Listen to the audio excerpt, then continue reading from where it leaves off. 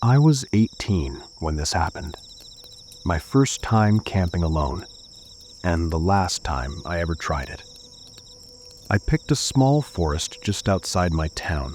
Nothing dangerous, nothing remote. A few unofficial fire pits, a narrow trail, and enough trees to feel isolated without actually being far from home. I set up before sunset, made a small fire, and tried to enjoy the quiet.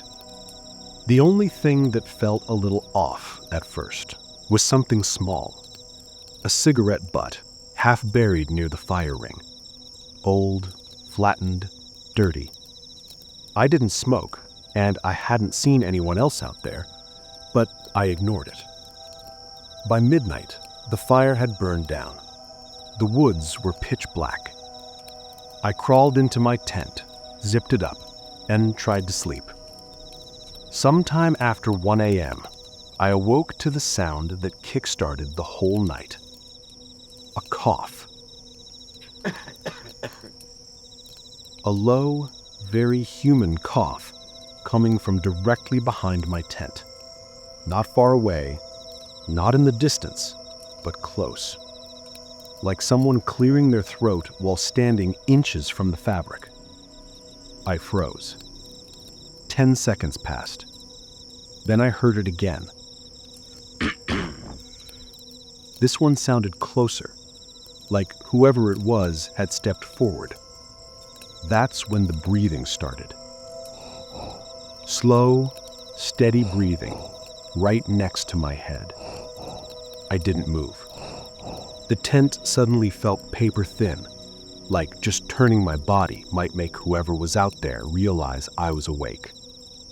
The breathing lasted maybe 15 seconds. Then it stopped. But I never heard footsteps walking away. I slid my hand slowly toward my flashlight, trying not to make the sleeping bag rustle. Eventually, I worked up the nerve to unzip the tent just an inch, then pushed through in one fast motion. My flashlight hit the exact spot the cough came from. No one was there, but the air still carried the faint smell of fresh cigarette smoke. Not old, not stale, fresh. I walked a slow circle around the campsite, shining the light into the trees. Nothing moved. Nothing made a sound.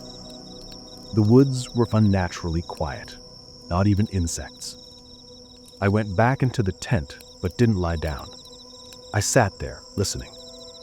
About 10 minutes later, I heard something new. Footsteps. Slow, deliberate footsteps in the leaves, coming from the left side of the tent. Not rushed, not panicked, controlled. They stopped directly beside me. Then the coughing came back, quieter this time, almost like the person was trying to hold it in. Right after that, something brushed the side of the tent. A slow, dragging motion, like fingers moving gently across the fabric. I didn't say a word. I didn't even breathe for a moment. The smell of smoke grew stronger, like whoever was standing there had just taken a drag. Finally, I whispered, "Hello?" Silence. The dragging stopped. The footsteps didn't move. It was as if the person simply disappeared. I couldn't sit there any longer. I unzipped the tent fast and burst out again with the light already on. Nothing. Just the same trees, the same quiet. But this time, on the ground beside the tent, pressed lightly into the dirt, was another cigarette butt. This one wasn't old. The paper was barely discolored. The burnt edge looked fresh, like it had been stubbed out minutes earlier. I checked my phone. 1:42 a.m. Everything had happened in less than 20 minutes. I decided I was done with the tent. I dragged my sleeping bag out, walked back to my car on the dirt road, got inside, and locked every door. I tilted the seat back just enough to see the tree line and kept the flashlight in my hand. About half an hour later, I saw something through the trees. A tiny, floating orange dot, like the burning end of a cigarette. It hovered there motionless, then drifted slightly to the side, then went dark, as if someone pinched it out. I never heard footsteps. I never heard a voice. But the forest didn't make a single sound the whole time. Not a branch snapping, not a bird, nothing. I waited in the car until the sky turned gray. When it was finally light enough to see, I went back to my campsite and packed everything as fast as I could. Before leaving, I found something I hadn't noticed the night before.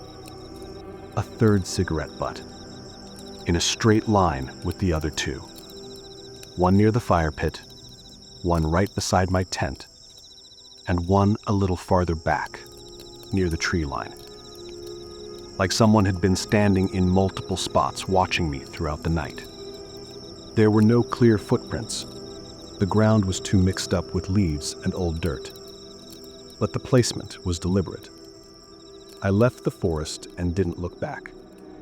Later that week, a guy at a local outdoor shop told me something that still sticks with me. He said there used to be a man who lived out there, a loner, always smoking, always walking the woods at night. People would see the glow of his cigarette before they ever saw him. He hadn't been spotted for years. I don't know if he's who I heard. I don't know if someone was messing with me, or if what I experienced was something I'll never understand. All I know is this. I heard a human cough. I heard breathing inches from my head. I heard footsteps circling my tent. And every time I stepped outside to check, the forest was empty, except for the smoke.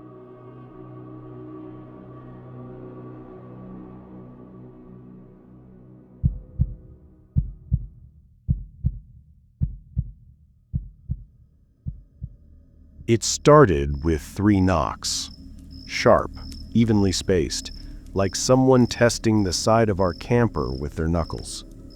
I was 12 when this happened, camping with my dad in rural Pennsylvania, and to this day I still don't know who or what was walking around our campsite after midnight. We got there late in the afternoon, just a small clearing deep inside Rothrock State Forest. My dad liked quiet places, the kind where you could hear the wind move through the branches. There were no other campers, no cars, no hikers, just our old pickup, the small pop-up camper, and the sound of insects fading as the sun dropped. Everything felt normal until the first night. We went to sleep around 10. My dad on the small bed near the door, me tucked into the bunk against the wall. Outside, the forest was alive with sound. Crickets, faint rustling, the low hum of nighttime insects filling the air. The kind of steady, natural noise that usually makes you fall asleep faster. But sometime after midnight, I woke up. Not because of a loud sound, but because the forest had gone quiet all at once. Every insect, every cricket, everything just stopped.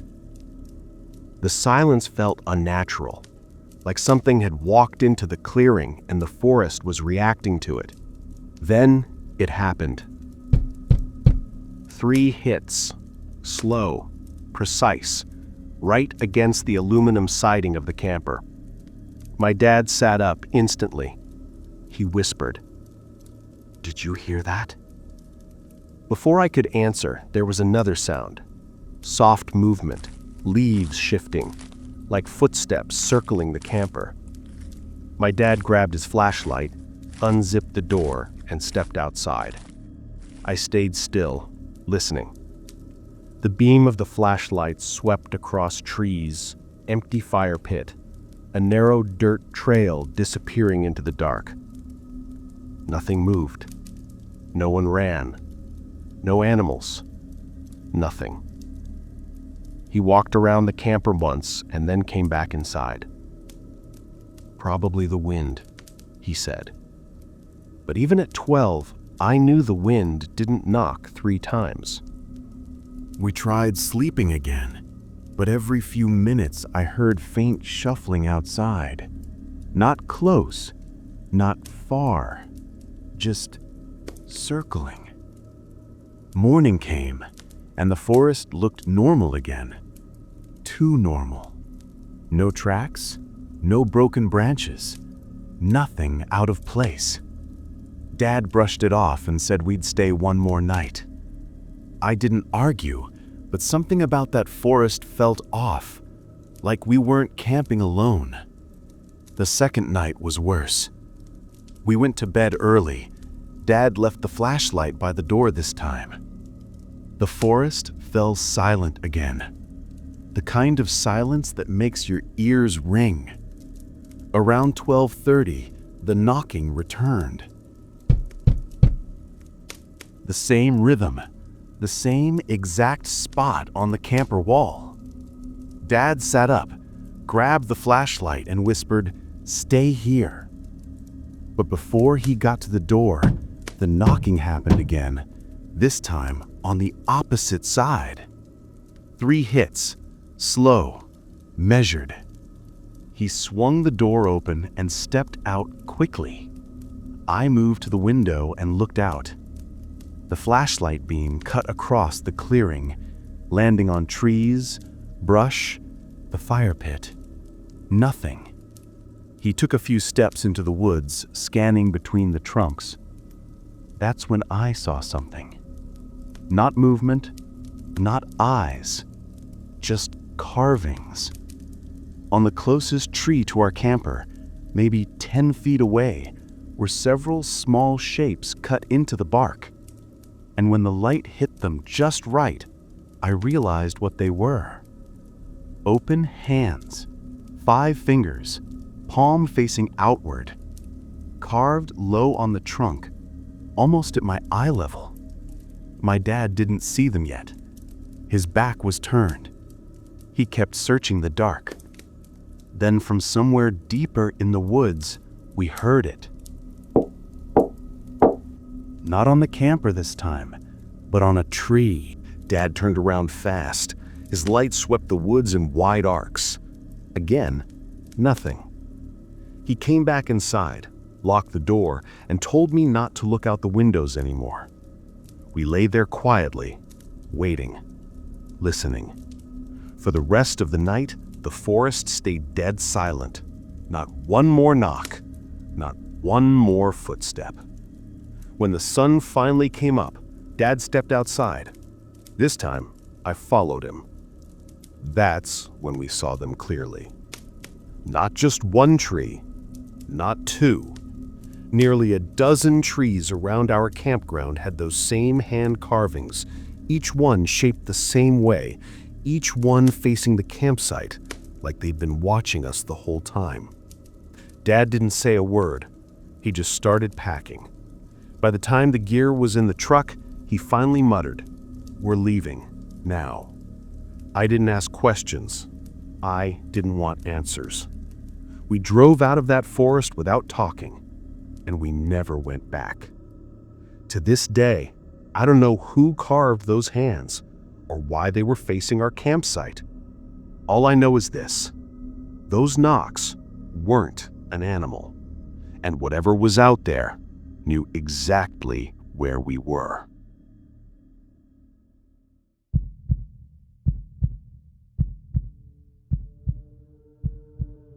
This happened when I was 29, camping with my cousin Greg in northern Washington. We grew up in the woods, so camping wasn't a big deal for us. We'd done it 100 times, rain, snow, whatever. But that night, something felt different the moment we left the trail. The woods were too still. Not dead, just watching. We set up camp around dusk near a small creek. We ate, joked around, did normal stuff. Nothing strange until around 1:15 a.m. when Greg shook me awake. "Dude, listen." At first, I didn't hear anything, just running water and the wind. But then, between the trees, maybe 20 or 30 feet away, a voice whispered, "Come here." Not loud, not aggressive, just soft, almost polite. Except it wasn't speaking to us. It was speaking between us. Greg froze. I sat upright instantly. We waited, thinking it might be someone messing around. But the voice came again. Same tone, same distance. Like whoever it was hadn't moved at all. "Come here." I turned on my flashlight and pointed it toward the trees. Nothing. No movement. But the whisper didn't echo like a normal person. It was thin, like it was brushing right past our ears, but coming from the same spot at the same time. We stepped closer to each other. Both of us heard it. Both of us knew it wasn't the wind. We shouted out, "Who's there? Do you need help?" No answer. Then, maybe a minute later, the whisper changed. "Don't look." Both of us turned our heads slowly, not because we wanted to, but because something about the voice felt like instruction rather than communication. For the next 30 seconds, neither of us looked at the trees. We just stared at the fire, frozen, like our own bodies weren't fully under our control. And then, something walked behind our tent. Fast, heavy, 2 quick steps. But when I spun around, nothing. No shadows, no movement, no impression in the dirt. Greg grabbed his keys and we both ran for the car. We didn't even take the tent, just bolted. Here's the part that still gives me chills. As we pulled out, the voice whispered one last time, right behind my window, closer than before. "Don't come back." We didn't. And that tent is still up there somewhere, exactly where we left it.